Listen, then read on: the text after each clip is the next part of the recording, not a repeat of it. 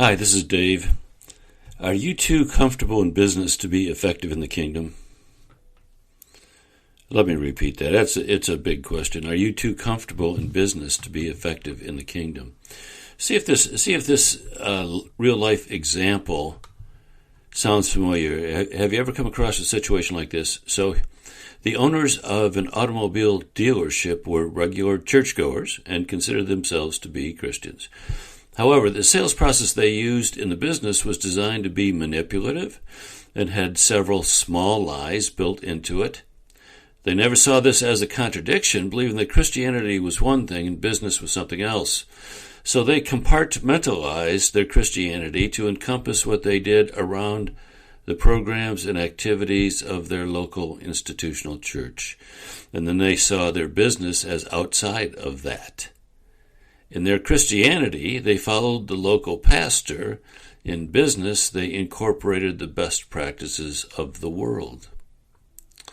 Now, this approach provided them with some benefits. They ran a financially successful business, and they were comfortable with that. They were active in their local congregation, and they enjoyed some respect in that.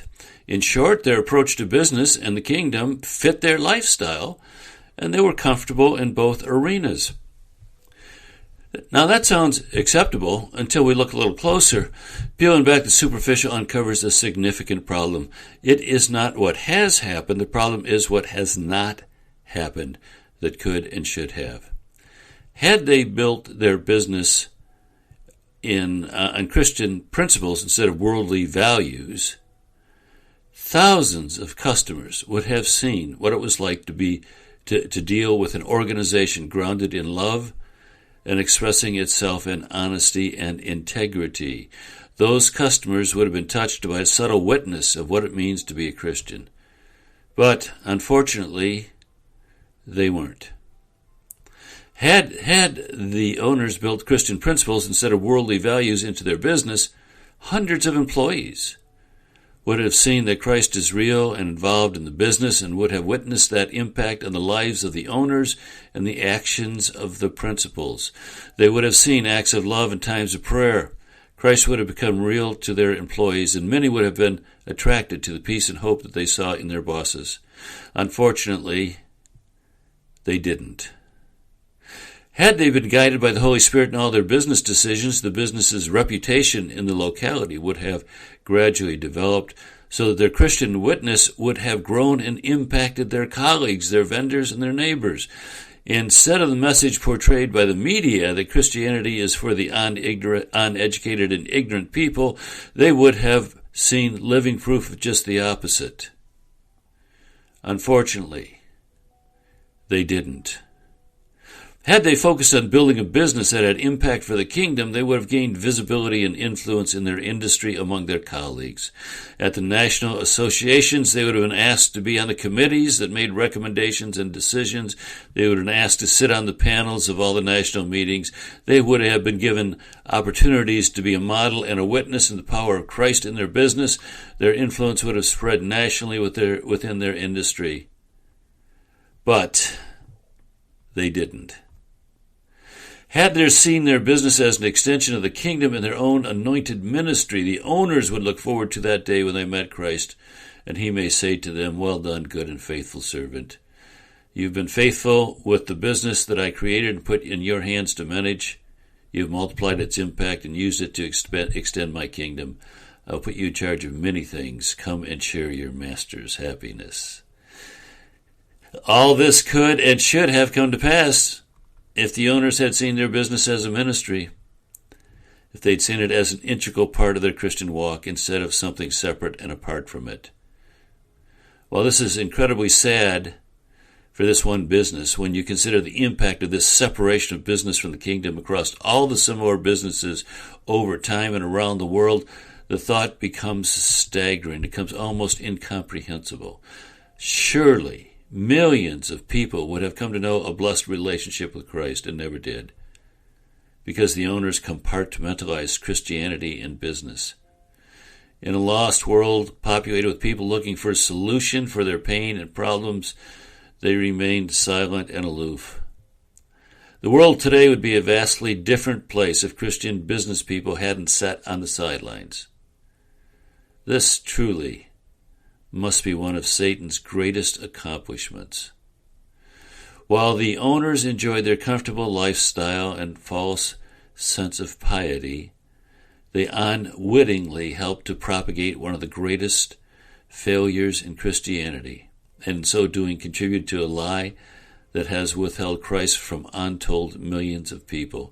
And that lie that they have propagated is this: Christianity is one thing and business is something else.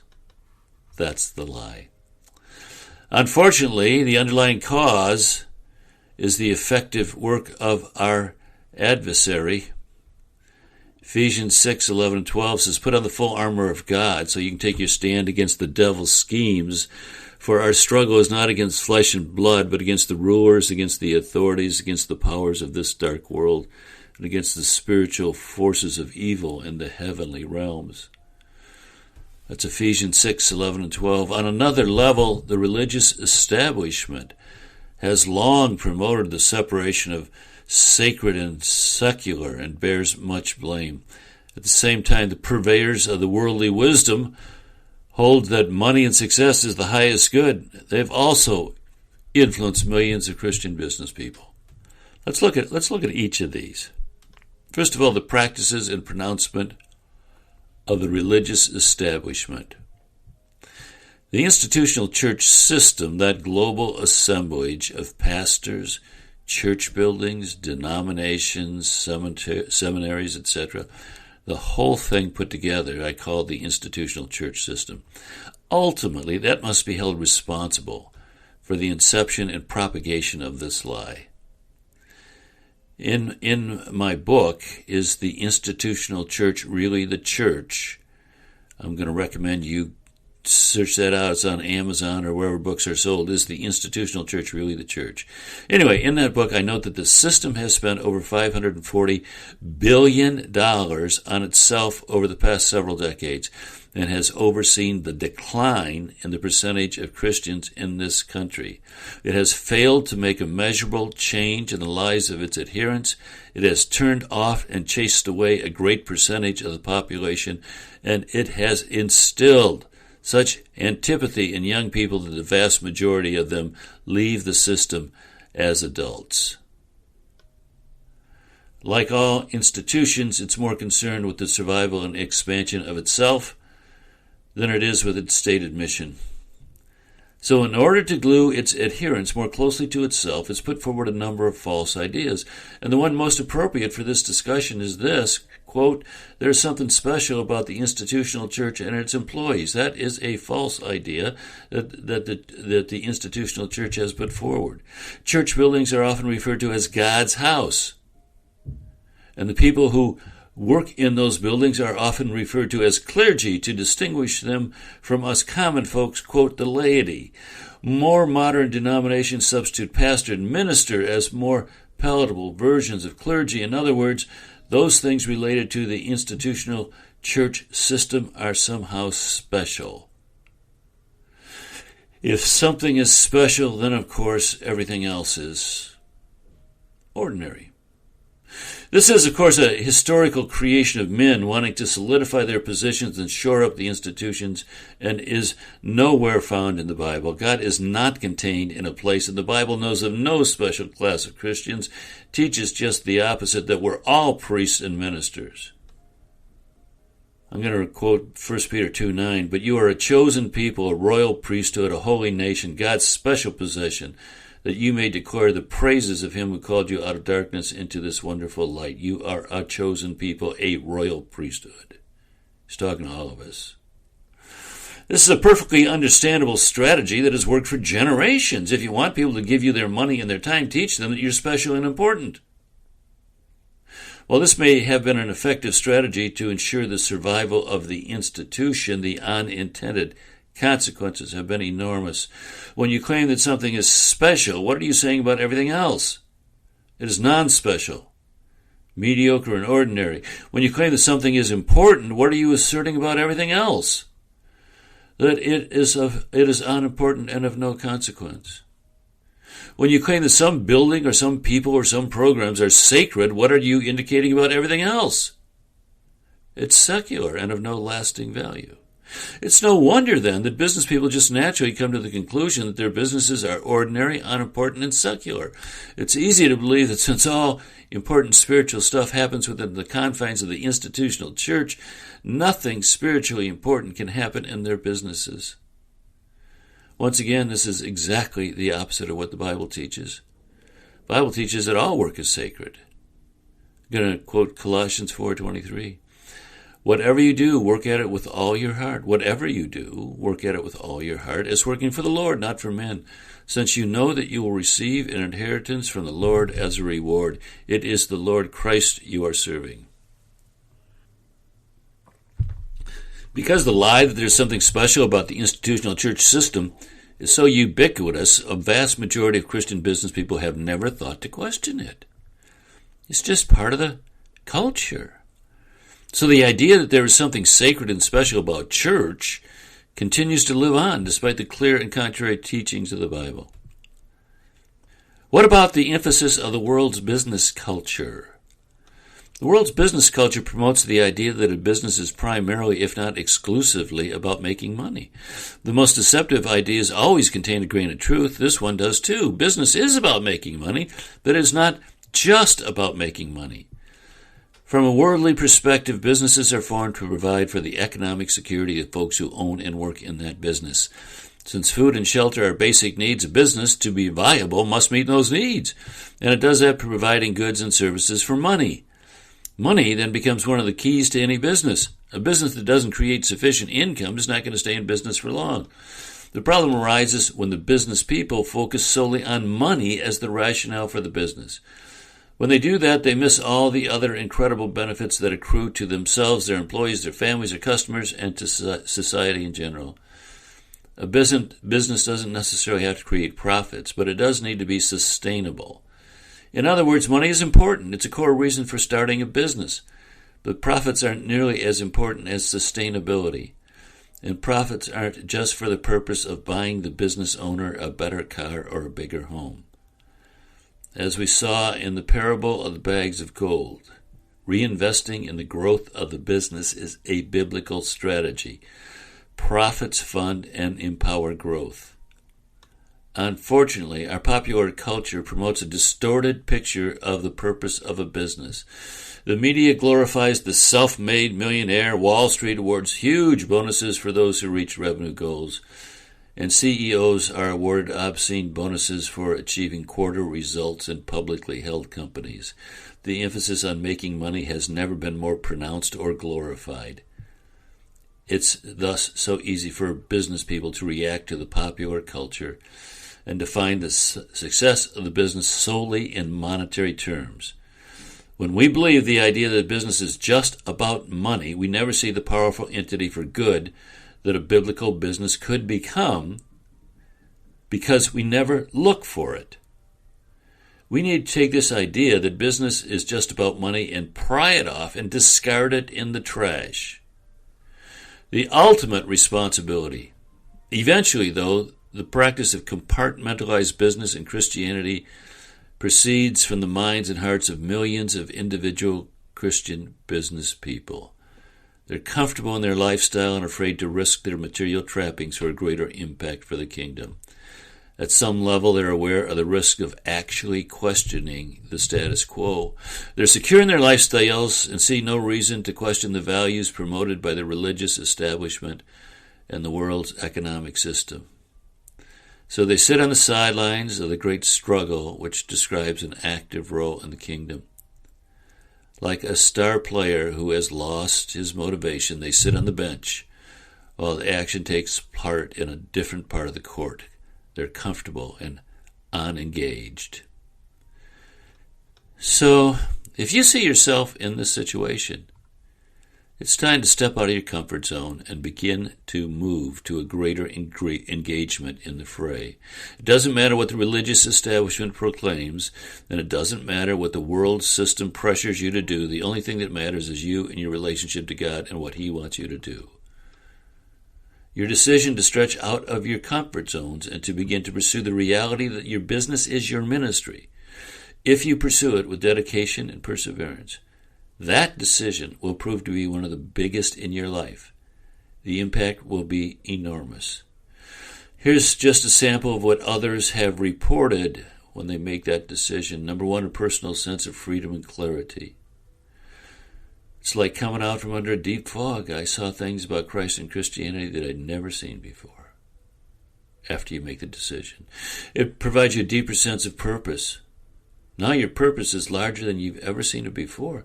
Not only do you have the purpose in common with every other Christian, and that is to know and serve God, but you have a very specific expression of that. Now you see yourself as the shepherd of your business with all of the responsibilities that come with it. It's fulfilling at a level you may never have approached. The third benefit that comes with that decision is a closer relationship with God. From the very beginning of creation, God has ordained business and work as the place in which He would engage with His creation. You'll find lots of opportunities to grow closer to Him that you have not recognized before. I'm going to recommend my book, The Good Book on Business, to get a greater understanding of what we're talking about here. Now, the fourth benefit of making the decision is a powerful impact on your family. When you're in sync with God's will, you will find that He blesses you in multiple ways. You become like a stone thrown in the pond, and the ripples of blessing will encompass wide swaths of your life. Number 5, you'll grow as a leader, shaping your character and increasing your personal competency. Number 6, a greater impact on the community and that your business touches. While your business may never be a Chick-fil-A with impact in communities around the world, you will be a light to the world that your business serves and touches. Someone in the world that your business influences, or maybe hundreds of thousands of people, are looking for something they can believe in. You'll be a model to attract some of them.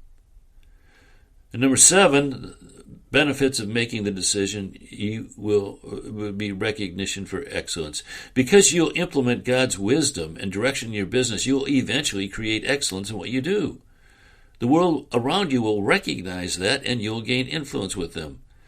Now, I've just listed 7 major benefits, but there's more. You find it to be one of the biggest, most impactful and fulfilling decisions of your life, and that is the decision to understand your business is your ministry. To decompartmentalize Christianity and business. Who you have been is no indication of who you could become. Let God know you want to change your thinking, engage in bigger ways in the kingdom. Bring Him into the situation with intentional prayer. Pray with the expectation that God will answer you. He will direct you in the way that you should go. As you pray, become more sensitive to His leading, both in circumstances around you, the people you encounter, and the insights that He gives you. So begin first. After you've made a decision, begin with repentance and prayer. Then feed that small voice of the Spirit within you. Begin to expose yourself to thinkers, authors, and speakers who articulate the principles and practices of truly Christian business. You'll never break out of the comfortable situation as long as you limit your input to the sermons of your local pastor. There's a whole world of thinkers and writers who can nudge you in the direction of a holistic approach to business and Christianity. And, there are dozens of books written on the subject. And there are multiple numbers of blogs and websites that will feed your spirit. You can check out my Building Biblical Businesses newsletter. You may want to consider the Biblical Business Course, which methodically takes you through a series of steps to help you transform your business into a powerful kingdom entity. And this podcast, I'd like for you to sign up and receive these podcasts on a regular basis. And by the way, recommend them to others, okay? So, feed the small voice within you. Surround yourself with like-minded Christian business people. There are Christian business people in your community who are challenging this sacred and secular divide in practical and purposeful ways. You'll find it incredibly encouraging to rub shoulders with them. Recommend you find a group to belong to who will build you up and hold you accountable. Almost every city has a local group, and there are several national organizations that provide that environment. Check out C12 Convene, Truth at Work, and my own CBIG groups. And somewhere along the lines, you'll find a group to join. And then, as you make this decision and begin to implement Christian practices and principles in your business. In other words, do something. Act. At some point, you'll need to change what you do. Now is the time to take the first step. Implementing Christian principles and practices in your business is a necessary step, but it is only a first step. There is a whole world of practices which mark the degree to which a business is influenced and directed by God. We have something we call the Biblical Business Self-Assessment. It's a free download that will help you see the spiritual impact of your business more objectively and chart a path to realizing its spiritual potential. You'll eventually confront your practices and attitudes in all sorts of practices: pricing, your approach to debt, to business culture, who and how you hire, goal setting, planning, etc. You'll discover that every decision can and should be colored by your relationship with God. The impact of your commitment will extend to those around you. Your family will be blessed. Your business will grow in its impact, and you'll grow closer to God. There is a whole world of personal spiritual growth and kingdom impact available to you when you decide to accept the idea that your business is your ministry, and begin to pursue that vision. So in conclusion, the separation of business from the kingdom has been one of the most dramatic errors of modern Christianity. It's caused millions of people to be lost, and Christ denied and ignored across geographies and generations. It's time to lay down that compartmentalization, keeping business and Christianity separate, and it's time to accept our responsibility to change that. Okay? Now, before I go, let me just encourage you, share this podcast with others. And by the way, it exists in a form on my blog, in written form, if you want to read it and pass that around. I'll put the link to that in the show notes. Let's disseminate this word. All right? That's it. We're done. Bye-bye.